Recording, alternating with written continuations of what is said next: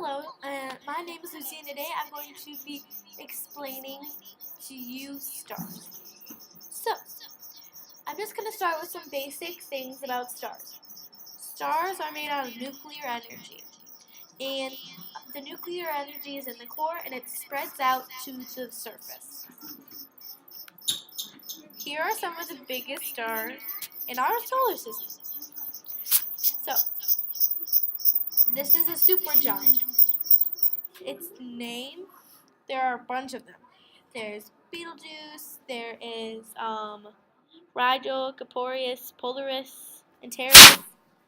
But the brightest and hottest stars sometimes are really small.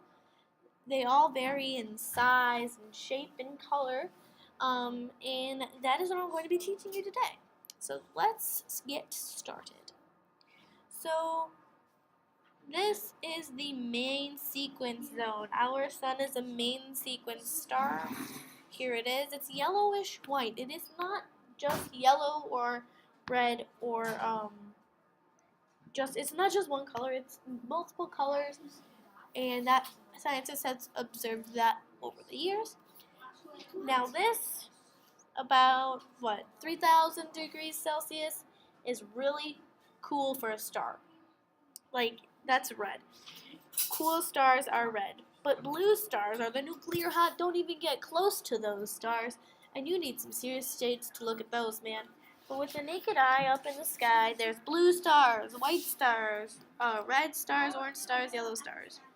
You just have to identify them. You have to look closely, you have to stare, you have to squint, you do whatever you need to do to see all the different kinds of stars. If you know Harry Potter, you know that Sirius Black is a character in Harry Potter. And Sirius B is right here. Sirius B is one of the nuclear hot stars that you do not want to touch. And here is Sirius A. Sirius B revolves around Sirius A, giving it a brighter appearance. We give Sirius A all the credit for Sirius B's hard work. That is not cool, man. Not cool. So, we call Sirius the brightest star in our solar system that you can see at night. Now we're going to get to a different picture. This represents the distance of a star. When it's close, it looks bright and big and bold and big, like it looks ginormous.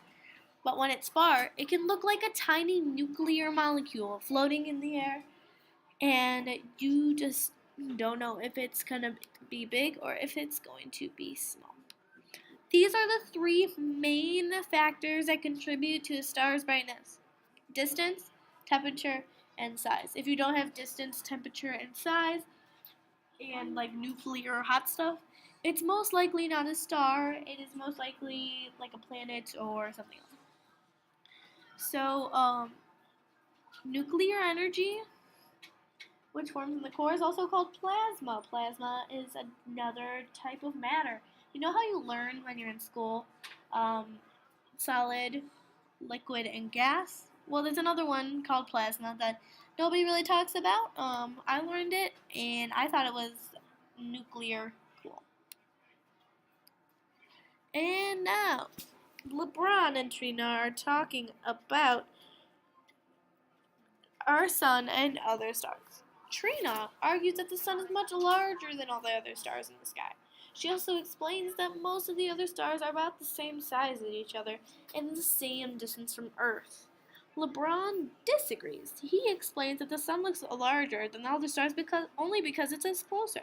He also argues that other stars vary a great deal in size and distance from Earth.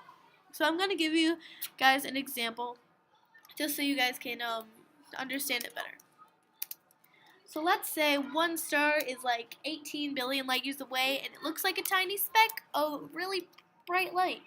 And there's another star that's about 7 billion light years away and it looks like a little speck and it is also very bright. One star, the one that is further away and looks brighter, the one that's further away and looks brighter is a bigger star that has more power. And the one that is only 7 million light years away only has only has it's big. It's still big, but it's not as big as the other one, and it's not as powerful because they look the same.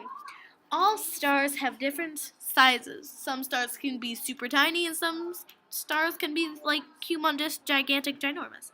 So you just have to distinguish them by their apparent brightness, but apparent brightness can confuse you.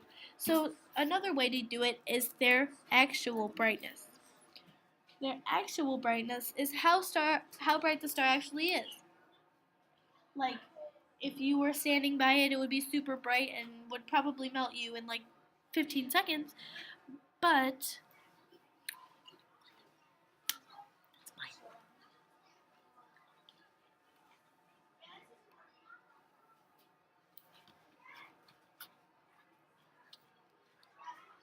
um, and then let me see. Let me see. Oh yeah, here we go. So if the sun's color is bluish, it's above 31,000 degrees. And the blue-white is 9,750 degrees to 31,000 degrees. And the luminosity is 10,000. And this one is 300,000. White is 7,100 through 9,750, and the luminosity is 70. Yellowish white is 5,950 and 7,100, and the luminosity is 6, and the yellowish is 5,250 to 5,950, and that is 1. Orange is 3,950 to 5,250, and that's 0.4.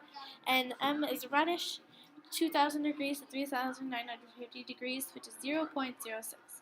Thank you so much for watching my video, and have a great day.